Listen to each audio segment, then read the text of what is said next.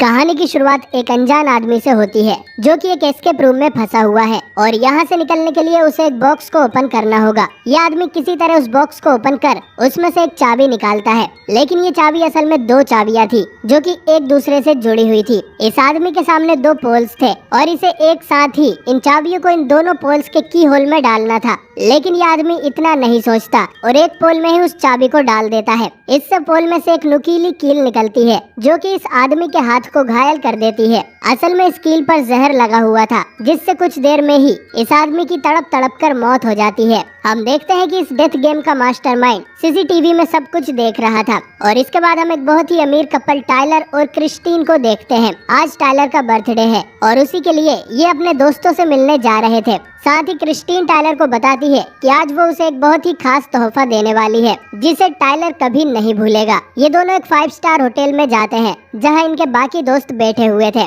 इनमें शामिल है टाइलर की बहन टेबी, उसका बॉयफ्रेंड कॉनरेड, नताशा और उसका हस्बैंड एंडरसन जिसकी वो हमेशा बेइज्जती करती रहती है, और हेडली। ये सब भी अमीर थे लेकिन टाइलर जितने नहीं। डिनर करने के बाद क्रिस्टीन टाइलर को उसका बर्थडे गिफ्ट देती है जो है एस्केप रूम के पासेस, और वो भी उन सब के लिए। इसमें इन सभी लोगों को एक कमरे में बंद कर दिया जाएगा और वहाँ की पहेलियां सुलझाकर इन्हें 1 घंटे के अंदर बाहर निकलना होगा। शुरू में सबको आइडिया बोरिंग लगता है लेकिन बाद में सभी इसके लिए मान जाते हैं। इन्हें क्या पता था कि क्रिस्टीन के इस गिफ्ट से इन सब की जान खतरे में आने वाली थी। इन सब को लेने के लिए नीचे एक वैन भी आई हुई थी। हेडली को छोड़कर सभी इसमें बैठ जाते हैं क्योंकि उसे किसी दूसरी पार्टी में जाना था। इसके बाद वैन इन्हें लेकर निकल पड़ती है। क्रिस्टीन बताती है कि इस गेम के लिए उसे सामने से इनविटेशन आया था और उसने इसके लिए हाँ कर दी। नताशा क्रिस्टीन से पूछती है कि इसके लिए उसने कितने पैसे भरे हैं, जिस पर क्रिस्टीन बताती है कि उसने पर पर्सन $1000 दिए हैं। इसके बाद क्रिस्टीन सभी लोगों से उनका मोबाइल और बाकी सामान एक बॉक्स में रखवा लेती है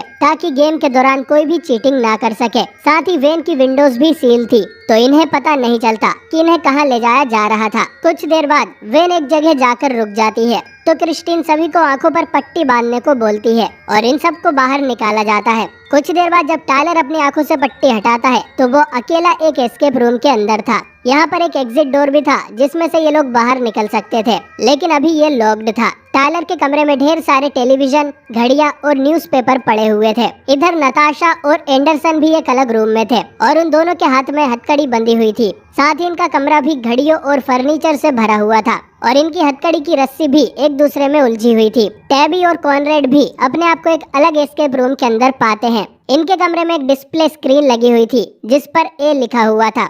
साथ ही कॉनरेड की कमर पर एक पिंजरे जैसा बेल्ट भी लगा था जिसे इन्हें अनलॉक करना है। इधर टाइलर के कमरे में एक दूसरा दरवाजा भी था जिसे खोलने के लिए इसे नंबर्स खोजने होंगे। वहीं नताशा फालतू में एंडरसन से लड़ने लगती है क्योंकि वो उनकी हथकड़ी को सुलझा नहीं पा रहा था। इसके बाद नताशा की दिमाग की बत्ती जलती है और वो उसे सुलझाकर एक दूसरे से अलग हो जाते हैं और फिर हथकड़ी खोलने की चाबी ढूंढने लगते हैं। वहीं कॉनरेड की बेल्ट को खोलने के लिए इन्हें एक 4 नंबर का कोड चाहिए था और थोड़ा तुक्का लगाने पर इन्हें कोड पता चल जाता है और ये बेल्ट खुल जाती है और हम देखते हैं कि इस गेम का मास्टरमाइंड इन सभी पर नजर रखे हुए था। इधर टाइलर को पता चलता है कि उसका और एंडरसन वाला रूम बिल्कुल पास पास है। उनके बीच बस एक डोर है जो कि कॉम्बिनेशन लॉक से खुलेगा। एंडरसन टाइलर को बताता है कि उसके कमरे में ढेर सारा फर्नीचर और 4 घड़ियां लगी हुई है जो कि बंद पड़ी है। टाइलर पूछता है कि वो चारों घड़ियां कौन से टाइम पर रुकी हुई थी। एंडरसन टाइलर को सभी का टाइम बताता है और उन नंबर्स को टाइलर कॉम्बिनेशन लॉक में डालकर दरवाजा खोल लेता है। हम ये भी देखते हैं कि नताशा टाइलर से कुछ ज्यादा ही चिपक रही होती है जैसे इन दोनों के बीच कोई सीक्रेट अफेयर हो। खैर, नताशा को इस डोर में से एक चाबी भी मिलती है जिससे ये अपनी हथकड़ी खोल लेते हैं। साथ ही एंडरसन को यहाँ एक गेम कार्ड भी पड़ा हुआ मिलता है जिसे टाइलर अपने पास रख लेता है। इसके बाद ये तीनों अगली पहेली खोजने लगते हैं और नताशा की नजर यहाँ लगी जानवरों की पेंटिंग पर जाती है। नताशा कहती है कि हमें इन पेंटिंग्स को इन जानवरों की फूड चेन के हिसाब से रीअरेंज करना चाहिए।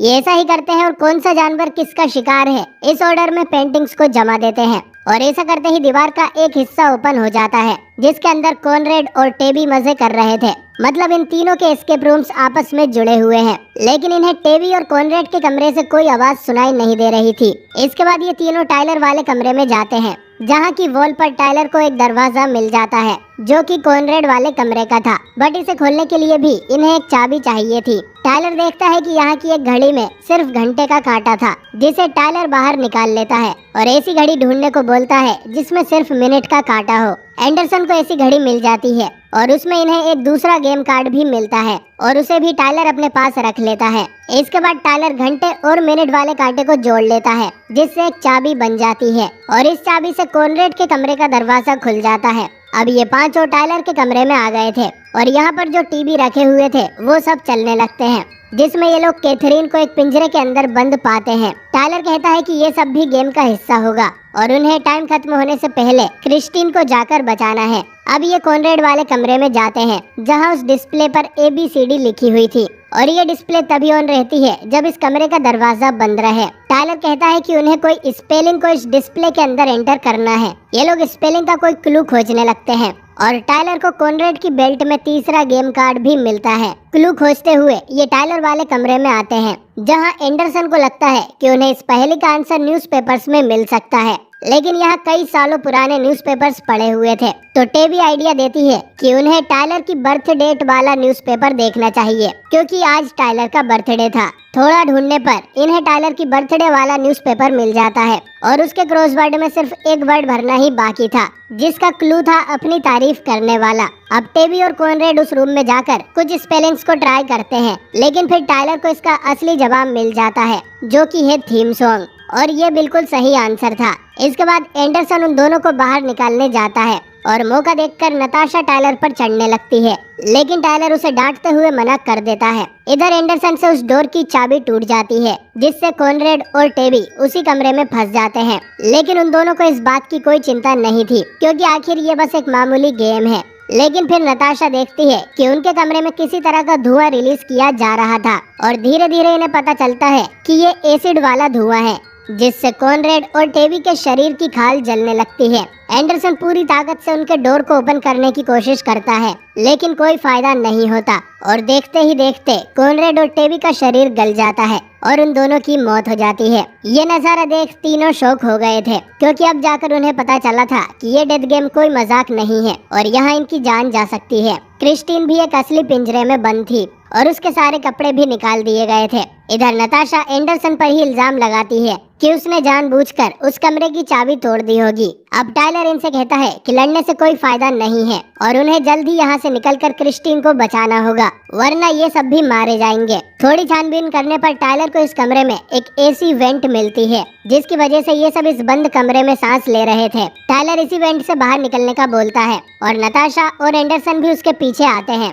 थोड़ा आगे जाने पर टायलर को एक खाली जगह मिलती है जहाँ पर इनके लिए एक और पहेली बनी हुई थी और यहाँ उसे चौथा गेम कार्ड भी मिलता है। अब आगे जाने का रास्ता तभी खुलेगा जब ये लोग पहेली को हल करेंगे। वहीं पीछे इन लोगों को किसी ब्लेड के काटने की आवाज भी आने लगती है जो कि इनके करीब आती जा रही थी। ये एक ग्रीक पहेली थी जिसका आंसर एंडरसन को पता था। वो इसका हल टायलर को बताता है और आगे जाने का रास्ता ओपन हो जाता है, जिसमें से टायलर और नताशा तो निकल जाते हैं, लेकिन एंडरसन उसी वेंट में फंस जाता है और ब्लेड उसे बीच में से काट देती है, जिससे एंडरसन भी मारा जाता है। इसके बाद नताशा और टायलर घूम फिर कर वापस उसी रूम में आ पहुंचते हैं। नताशा कुछ देर एंडरसन की मौत पर रोती है और उसे रियलाइज होता है कि एंडरसन एक अच्छा हस्बैंड था। वो उसी के सामने टायलर से फ्लर्ट किया करती थी, लेकिन उसने नताशा को कभी कुछ नहीं बोला। इसके बाद नताशा की नजर टीवी से निकल रहे कुछ वायर्स पर जाती है। वो उनको प्राइमरी कलर के हिसाब से जोड़ देती है तो यहाँ पर एक गाना बजने लगता है। टायलर एग्जिट डोर ओपन करने की कोशिश करता है, लेकिन वो अभी तक लॉक था। अब टायलर रिवील करता है कि इस गाने का नाम टेडी बेयर है और सिर्फ क्रिस्टीन ही जानती थी कि इस गाने से टायलर को बहुत ज्यादा नफरत है। इसके बाद टायलर दूसरे कमरे में लगे एक बेयर के हेड के पास जाता है और उसके मुंह के अंदर अपना हाथ डालता है। मुंह के अंदर टायलर को एक हैंडल मिलता है जिसे खींचने पर एग्जिट डोर ओपन हो गया था, लेकिन जैसे ही टायलर उस हैंडल को छोड़ता है तो वो दरवाजा वापस बंद हो जाता है। मतलब इनमें से कोई एक ही यहाँ से बाहर निकल सकता था।